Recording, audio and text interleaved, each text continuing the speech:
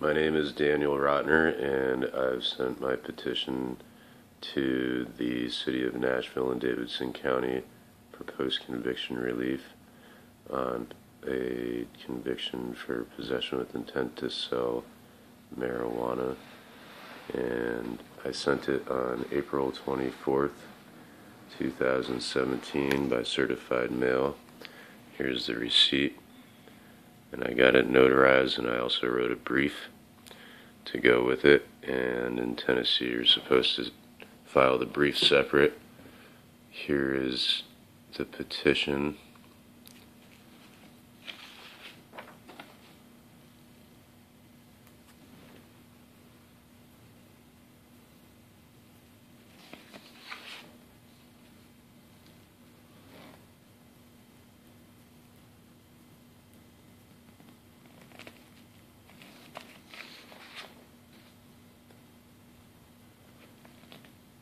And in the petition it asks why I didn't disclose this evidence earlier. And I actually did disclose the evidence earlier for my challenge to jurisdiction. It just wasn't on me after I was picked up on a warrant in California after they failed to reply to my challenges. And those challenges are an exhibit in the brief, and I'll show you that when I show you the brief in a few minutes.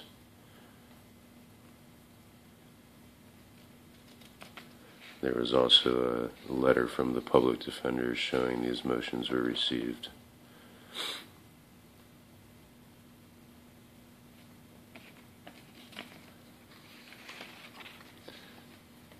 And in the petition, it said grounds to have my relief granted, and I included other grounds, which was denial of due process and lack of jurisdiction. And I also included ineffective assistance of counsel, conviction based on the unconstitutional failure of the prosecution to disclose evidence favorable to the defendant, as my lawyer had said that he had never seen my motions to dismiss. And I also said unlawfully induced guilty plea because I was coerced by the warrant that was unlawfully given out for my arrest, and I was coerced into the court after I challenged jurisdiction. This is still the petition.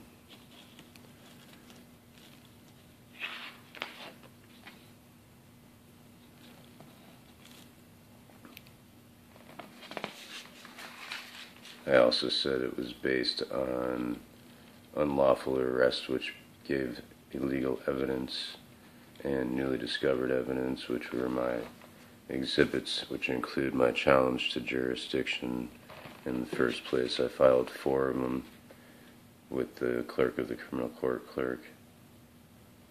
and the clerk of the criminal court, and I also gave an information and belief to my court-appointed pro bono lawyer, who gave me ineffective assistance of counsel, and he didn't give it to the prosecutor or the judge after I told him to, which denies me due process, and that's also into the evidence in my exhibits.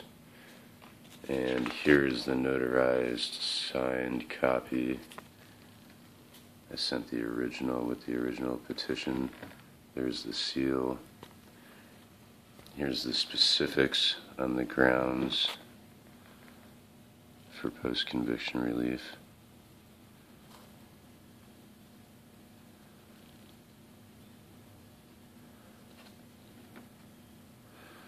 I also called official misconduct on the police and the prosecution, denial of my unalienable rights, which is deprivation of my rights.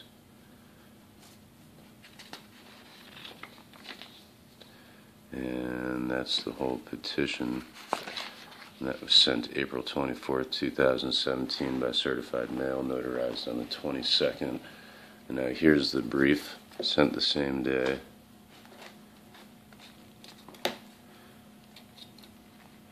And included in this brief is an affidavit of fact where I lay out the facts of what occurred throughout this case, which started on me being arrested while I was applying my Ninth Amendment, and they denied me that remedy and brought me to jail and booked me. And I got out on bail and started filing challenges to jurisdiction.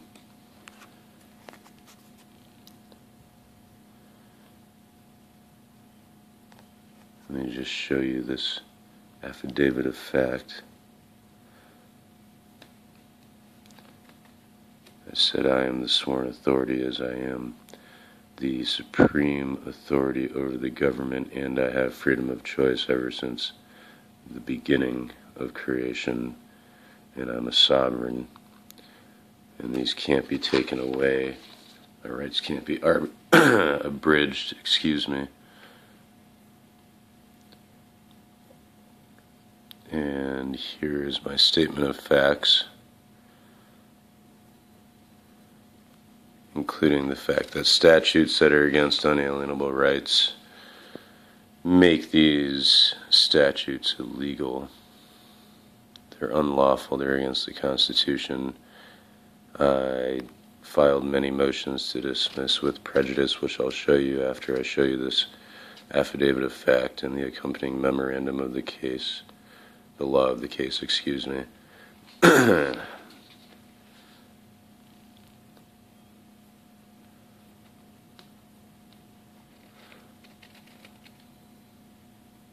A warrant was issued after I appeared in propria persona by special appearance, and I was arrested in California, and they brought me back to Tennessee and continued me 3 times, and then gave me a court-appointed lawyer who didn't do as I asked, which included showing the information and belief, which is also in my exhibits, and showing them to the court. And here's the sworn signed copy with the copy of the seal of the notary showing my affidavit. Anyhow, the prosecutor, I wanted to see my information and belief, which stated I was supreme authority over the government, and that as long as I don't harm anybody or any property, there is no crime under common law, and the courts cannot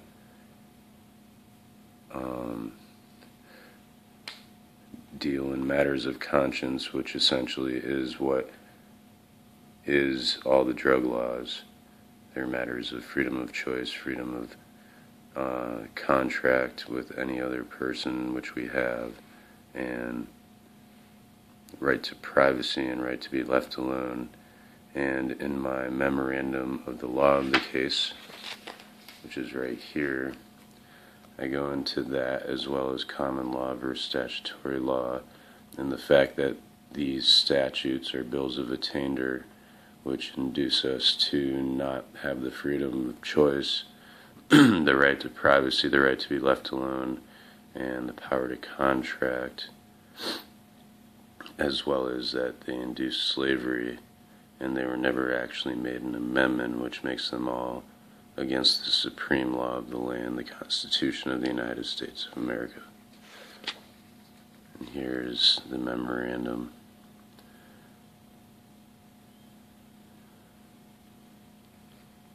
I signed all this on the 22nd of April and got the post-conviction petition as well as the affidavit of fact notarized. I showed you the copies of those with the notarized signature and seal copy. I sent the originals to the office of the criminal court clerk of Nashville, the 20th Judicial District. And I'm documenting this all, so there's documented proof. This is all my memorandum we're going through. Hopefully I'm holding it long enough so you can read some of the details I sent to this court that convicted me erroneously, and my requirement is that they reverse the conviction and discharge all charges that were against me in the first place. As corpus delicti, there is no victim, there is no crime, hence I've done nothing wrong, and they induced me into the guilty plea through ineffective assistance of counsel, as well as unconstitutional statutes, and forcing me to come to court under a false warrant after I'd already appeared through all the motions to dismiss that I'll show you after this memorandum. Let me just get these pages in there so you can perhaps read them.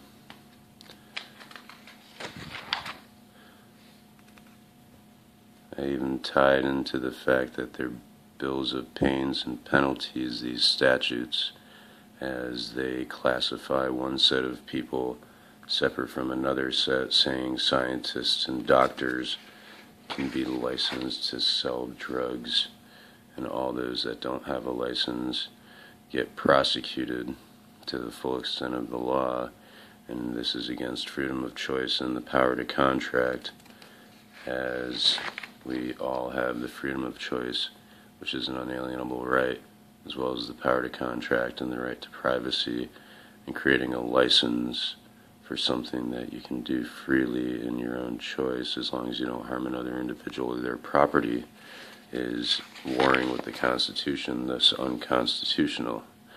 And I also touched upon the fact that the Tennessee drug statutes are tied into the United States drug statutes, which are in turn tied into treaties with the UN, which these treaties are unconstitutional as much as the statutes are, as they restrict freedom of choice, and they license freedom of choice, and they classify two separate classes of people, and they induce slavery. This is all against the Constitution. The 18th Amendment is the only amendment that made any drug illegal, and they did it through the proper amendment process, and these drug control acts are not through the proper amendment process. Rather, they're statutes that are color of law, they're against the law, and that makes the whole proceeding against me void from the beginning.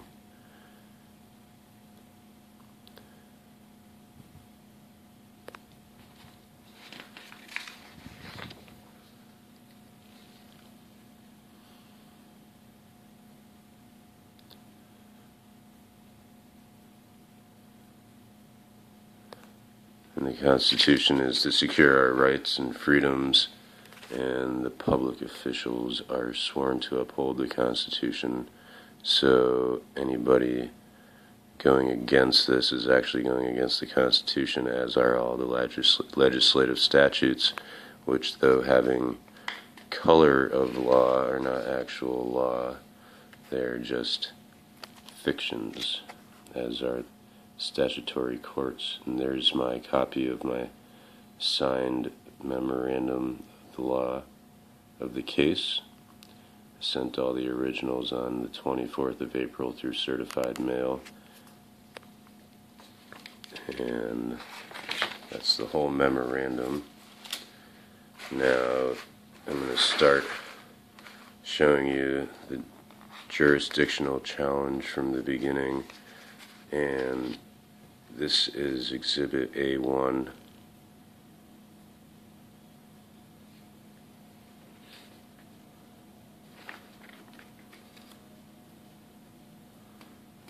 I started sending these on the 24th of October by certified mail. A2 exhibit is the certified receipt, as well as the signed certified receipt they sent back.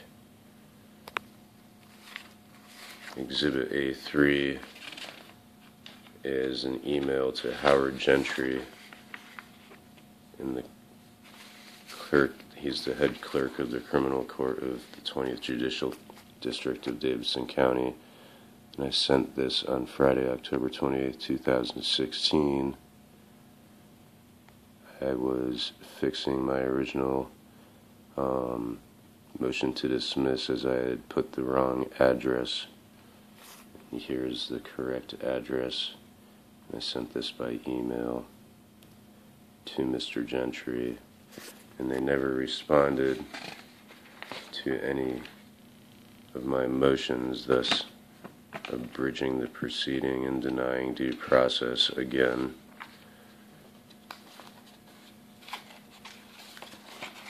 Here's Exhibit A3. It's my second motion to dismiss with prejudice. The copy.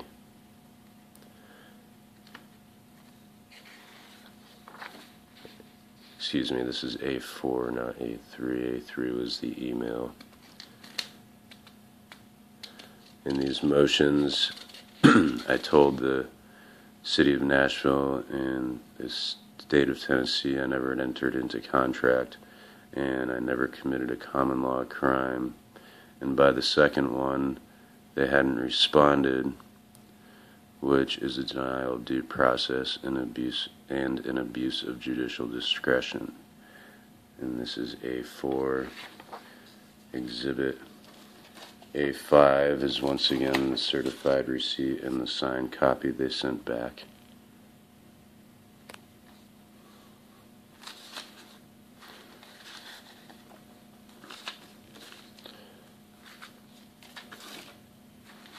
A6 is the third motion to dismiss I sent on December 1st.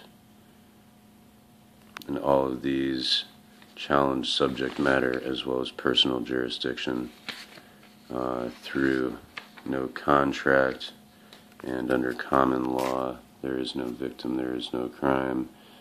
And in this one, I reminded them I had sent 2 motions and they never responded, and they never gave me an answer that would give me relief. They never gave me evidence of the facts, and they gave me nowhere to stake a claim on which relief could be granted, denying due process again. And that's signed and dated. This is a copy on December 1st.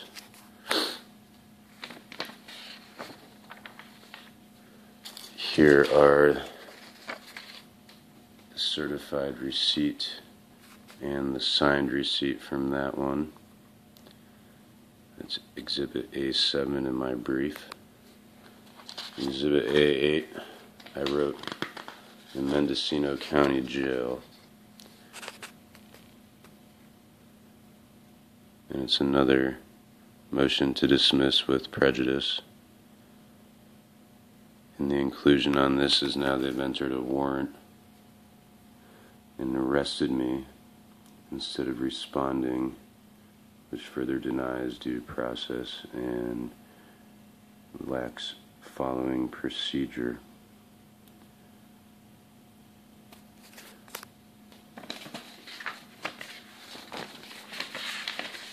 Exhibit A9 is the certified receipt and the signed return receipt. I had my parents send this out for me as I was in jail and have it certified. Exhibit B is a letter. I made a copy and sent it with my brief from the public defender, showing that the clerk had actually shared these, but my pro bono court-appointed attorney said that he had never seen the motions, which shows he didn't do much research and was not trying to represent me. And I didn't get a public defender who had seen these motions, which is interesting. I also wrote an information and belief while I was in Davidson County Jail and sent a copy with my brief. This is Exhibit C, and wanted my pro bono lawyer to show this to the prosecutor and judge, and he said he would not. They wanted a conviction, and this shows he was working with the prosecution and not trying to help my cause at all. and I mentioned that I was prescribed marijuana, or recommended marijuana, in the state of California in this information and belief. And there's my recommendation, and I sent a copy of that. And all this shows denial of due process, lack of following procedure, ineffective assistance of counsel, and fraud. And fraud vitiates all. All the statutes are unconstitutional and thus void. They're bills of pains and penalties, and they require licensing for unalienable rights. And as such, I am petitioning for the relief, and I require it to be granted as soon as possible, and we'll see what happens. I had it sent by certified mail. The petition has to go separate in Tennessee, and the brief went also on the same day, April 24th, 2017. This is Daniel Rotner. Thank you.